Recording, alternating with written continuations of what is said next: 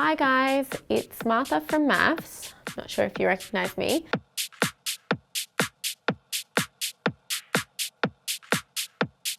Today I'm going to walk you through some of the basic makeup tips and tricks that I've used, showing you some contouring. I will not leave the house without a little bit of contouring. First I go in with a liquid bronzer or contour, and then I like to apply a powder on top. I like to start on the side of my cheek and just start really high up. One mistake that a lot of people make with their contour is they take it down towards the mouth. I just feel like it can make your face look very long, and we want to try and make our face look really short and petite. So just starting up here and just bringing in a little bit of the bronzer and sort of take it really high up. I like to use my ear as a measure.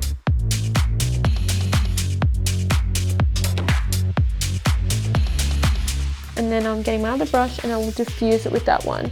And if you can see where I'm contouring towards, it's more towards my nostril and the top of my mouth as opposed to the corners of my mouth.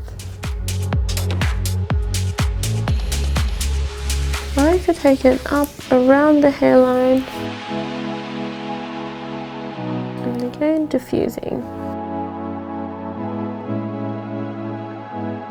I like to just go just on the eye. And now just a little bit around the jawline. With the jawline, you really want to go really, really lightly and subtly because it's really easy to get this wrong. I just sort of brush off whatever's left on the back of my hand, come in and start to carve out a nice jawline and just sort of disguise the double chin. I like to add it slowly. You can always go back and add. You can add more makeup. The hard part is removing the makeup once you've already added it. So now it's about highlighting. I like to use concealer to highlight.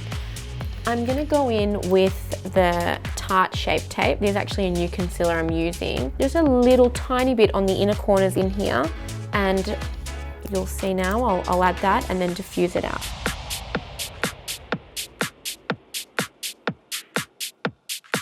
I'm going to use a beauty blender. I like my beauty blender to be quite wet, and make sure that your beauty blender is wet. You don't want it to be dry. It's just not going to get a nice look. Start blending. I like to blend out to the outer corner of the eye, and I like to also go down the side of my nose.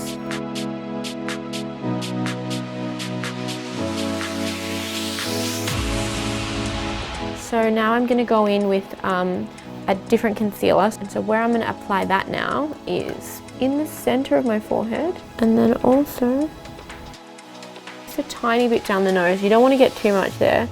I also like to lighten up here, and then the chin.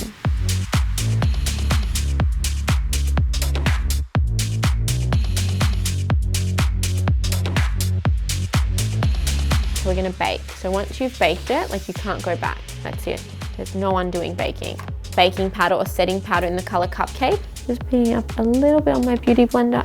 Baking will literally make your makeup bulletproof. You can bake and then you can dive into a swimming pool and come out and then nothing will have moved.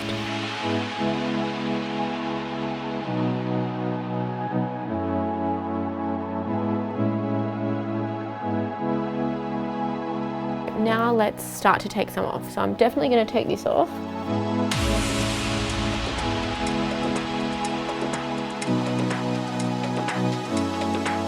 I like to now finish off with a pressed powder. I'm going to buff it into the skin. We're going to add our bronzer. We're going to add it over where we did our contour, really keeping it really high up on the cheek and sort of always going towards the nose, not towards the mouth.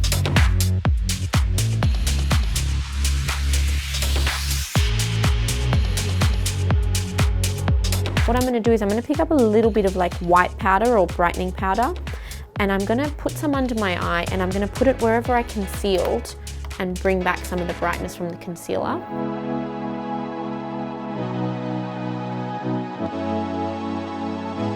Blush is part of contouring and bronzing because again you're just creating shape on the face. And with the blush, my little secret is applying it really high up on the cheekbones. I like to apply my blush, say where you would apply highlighter.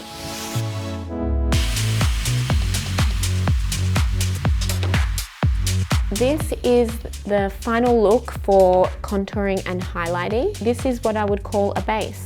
From there we will move on to our eyes and a lip, or whatever you want to do. I guess you could even just wear a base like this and keep it really fresh faced.